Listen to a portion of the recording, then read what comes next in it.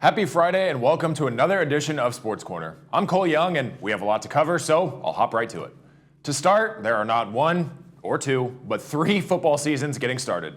College, NFL, and the other kind of football, the English Premier League. The highest level of the English football system, and what some argue is the highest level in the world, kicked off this past weekend and all 20 clubs played their first matches. The three new clubs that were promoted to the Premier League this season are Southampton, Ipswich Town, and Leicester City. There are plenty more matches this weekend, so be sure to tune in to check out the highest level of soccer. Now, back to the other football. I mentioned it last week, but tomorrow is the official start of the college football season. It's known as Week 0, and there will only be 4 games, but hey, it's live, real, and meaningful football. Here's the slate for the weekend, including the game I talked about last week, the matchup in Ireland between Georgia Tech and Florida State. We'll also get to see Montana State travel to the University of New Mexico, SMU take on Nevada, and Delaware State play the Rainbow Warriors in Hawaii. Next Thursday is when the real fun begins and all schools begin their seasons. I'll give a weekend preview next Friday and give you some previews of the best games to watch for the weekend. All right, time for the big leagues. With the NFL season starting in 2 weeks, I figured it's time for my annual NFL season preview. I'll go over some of the favorites, some of the lowest ranked teams, and some sleeper teams that might surprise some people. Keep in mind, although I read and watch everything sports related, I am by no means an expert. These are just my observations. Starting in the AFC, the Kansas City Chiefs. I truly would not be surprised if they make another deep playoff or Super Bowl run. As long as Patrick Mahomes is the quarterback of the Chiefs, they have a shot. Travis Kelce is returning, and their receiving core got better in the offseason. Plus, their defense was top 5 in the league last season, so yet again, the league is theirs for the taking. Sticking in the AFC West, the Denver Broncos can and probably will surprise the league this time around. They're young, their defense is stacked, and earlier this week, head coach Sean Payton announced rookie Bo Nix will be the starting quarterback for the Broncos after a stellar preseason. Denver might not be a Super Bowl contender just yet, but I think they will turn some heads and possibly sneak into the playoffs if all goes well. Heading out east, this division has a lot of question marks.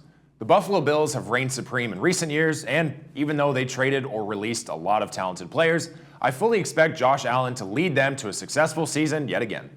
But they share a division with the Miami Dolphins, who are bringing back all of their offensive superstars, including Tyreek Hill. On top of these two teams, the Jets are going to be a fun team to watch. If Aaron Rodgers is able to return to his former self, the Jets' offense will be pretty scary. Their defense, though, has the potential to be top 10, but still, it all circles back to Aaron Rodgers. Going over to the AFC North, this division is always a fun one to watch. After last year's heartbreaking loss in the AFC Championship game, NFL MVP Lamar Jackson and the Baltimore Ravens will be back with a vengeance. To bolster their run game even more, they picked up running back Derrick Henry, arguably one of, if not the best running back in the NFL over the past 8 seasons.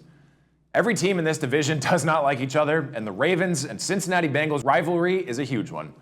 With Joe Burrow returning from a wrist injury that sidelined him for most of last season, Cincinnati is looking to get back to Super Bowl form. The Pittsburgh Steelers have historically dominated the North, and head coach Mike Tomlin still doesn't have a single losing season with the Steelers. However, this season might be the first. Russell Wilson and/or Justin Fields will be taking the snaps for the Steelers, and both have had pretty rough preseasons. But the Steelers are mainly known for their defense, so we'll see how it all shakes out. Rounding out the AFC is the AFC South. The team with arguably the most buzz in the NFL currently is the Houston Texans. Last season, with NFL Rookie of the Year quarterback C.J. Stroud, the Texans shocked the league and made it all the way to the AFC divisional round before being knocked out by the Baltimore Ravens. The Texans got even better this offseason, adding star wide receiver Stephon Diggs from the Buffalo Bills and 4-time Pro Bowl defensive lineman Danielle Hunter, who led the Vikings with 16 sacks last season. The Texans are legitimate Super Bowl contenders and should come out on top of their division once again. In their way stands the Jacksonville Jaguars, Indianapolis Colts, and Tennessee Titans. The Colts outperformed expectations last season, the Jaguars underperformed, and the Titans were what the Titans always are, a very middle-of-the-road team. I think the Jaguars could be back in the playoffs this season, but other than that, this division is a little bit on the weaker side. So, for the AFC playoff picture, here's my prediction. The Chiefs, Ravens, Bills, and Texans will be the 4 division winners. The 3 wildcard teams will be the Bengals, Dolphins, and yes, the 10-year drought will be over, the Denver Broncos. These picks were tough because I believe the Jets, Browns, and Jaguars all could take any of the top spots, but the AFC is pretty competitive this season. Bottoming out the league will probably be the Raiders, Chargers, Titans, and the Patriots. Heading over to the NFC and starting in the West, there's no reason why the San Francisco 49ers shouldn't be Super Bowl contenders yet again. With quarterback Brock Purdy improving year after year and Christian McCaffrey continuing to be one of, if not the best players in the NFL, this should be their year, but the window is closing fast. They also sit in a tough division, with the Los Angeles Rams looking to get back to their Super Bowl winning form.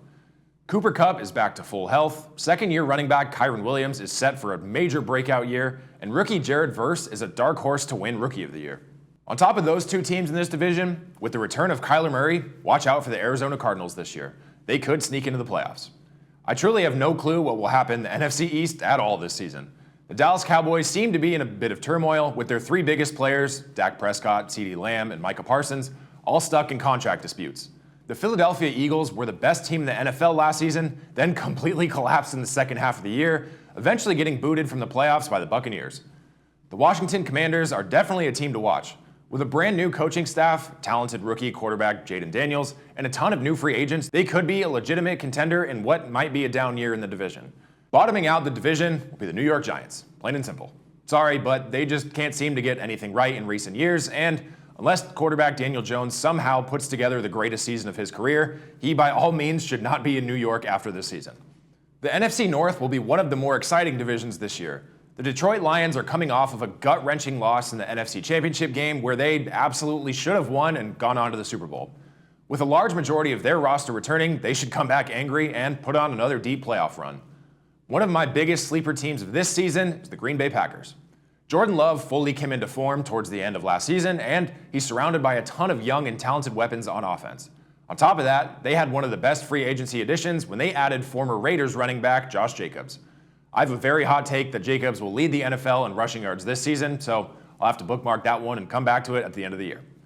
Unfortunately, we won't get to see the full potential of the Minnesota Vikings this season due to quarterback J.J. McCarthy's season-ending injury. I said earlier the Houston Texans have the most buzz around them, but the team that might take that title this season is the Chicago Bears. Rookie quarterback Caleb Williams has had a phenomenal preseason, and the Bears' hype is at an all-time high. With free agency additions like Keenan Allen and DeAndre Swift, if all goes well, the Bears' offense could be the top offense in the conference, if not the league. Closing out the NFC is the NFC South. This division might, on paper, look like the weakest in the league, but I think there's a lot of potential for a lot of surprise here. The most interesting team to watch will be the Atlanta Falcons. The Falcons went all in this offseason, trading for former Vikings quarterback Kirk Cousins and hiring new head coach Raheem Morris. With offensive weapons like Bijan Robinson, Kyle Pitts, Drake London, and a lot more, the Falcons could be a team to look out for. Just this week, they added safety Justin Simmons and traded for edge rusher Matthew Judon to bolster their defense even more. The Tampa Bay Buccaneers were probably the biggest surprise of last season, earning a spot in the playoffs and defeating the Eagles in the first round behind quarterback Baker Mayfield. Mayfield, receiver Mike Evans, and more have all signed long-term deals to stay with the Bucs, so they could earn a spot in the playoffs this season yet again. The Carolina Panthers were by far the worst team in the NFL last season, but they have added some talent this year, and with quarterback Bryce Young entering his second year with a new head coach, they could jump up a few levels compared to last year. The NFC is tricky to pick the playoff teams because there are some powerhouses, but also some very low-ranking teams. So here's my attempt. The four division winners will be the 49ers, Eagles, Buccaneers, and Packers.